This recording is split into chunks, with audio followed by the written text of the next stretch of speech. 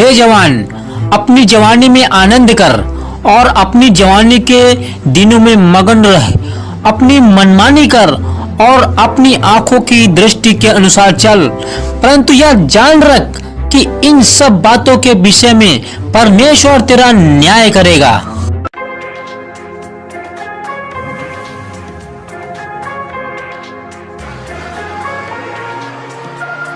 देखिए, जो मसीह यह सोचते हैं कि मैंने पाप किया, यीशु ने नहीं देखा है, तो आंख खोलकर वीडियो को देखिए।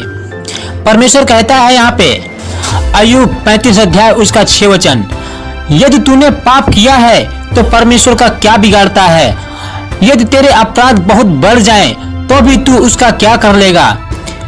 7 वचन में, यदि तू धर्मी है तो उसको क्या देता है, या उसे तेरे हाथ से क्या मिल जाता है? परमेश्वर हमें स्वर्ग देने के लिए हमसे कितना प्रेम किया कि उसने अपना रक्त बहाया, खून बहाया, पानी नहीं खून।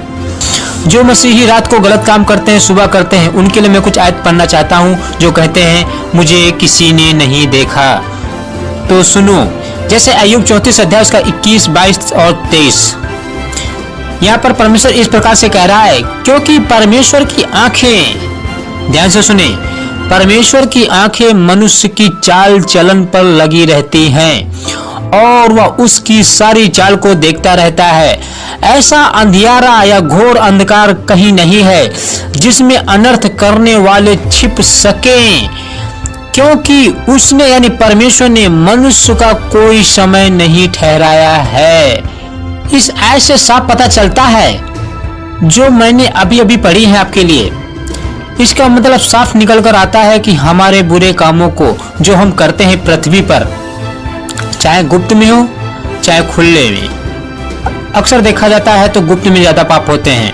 परमेश्वर यशायाह के द्वारा कुछ लिखना चाहता है, हम आपके लिए पढ़ देता हूँ।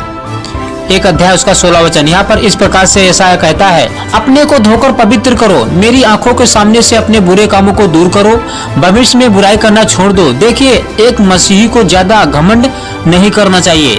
देखिए, परमेश्वर का वचन कहता है, जैसे यशायाह 2 अध्याय उसका 11 और 12 तो आयतें पढ़ता हूँ बाइबल से प्रूफ, क्योंकि आदमियों की घमंड भरी आंखें नीची की जाएंगी और मनुष्य का घमंड दूर किया जाएगा, और उस दिन केवल यहोवा ही ऊंचे पर विराजमान होगा जब न्याय करेगा, अंतिम न्याय के दिन जब परमेश्वर सिंहासन पर बैठेगा।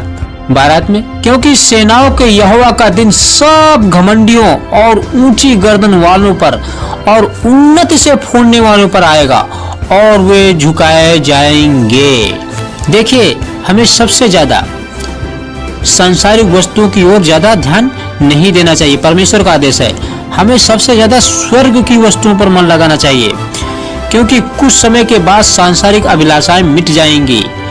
इसीलिए यीशु ने कहा है, तुम ना तो संसार से प्रेम करो और ना उससे जो कुछ इस संसार में है। देखिए, अंत की बात यह है, जैसे सब उपदेशक 12 अध्याय उसका 13 और 14 वचन, सब कुछ सुना गया है।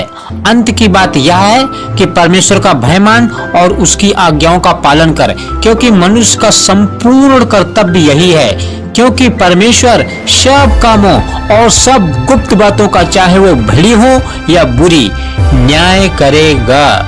आमीन। आशा करता हूँ छोटा सा संदेश आपको समझ में आया है। आज से आप पाप छोड़ दो। कब तक पाप करते रहोगे? कब तक व्यभिचार करते रहोगे? कब तक झूठ बोलते रहोगे? कब तक एक दूसरे की चोरी चुगली करते रहोगे? कब तक? कभी तो आपका अंत होगा और मरने के बाद आपको परमेश्वर नरक में फेंक देगा अनंत काल के लिए।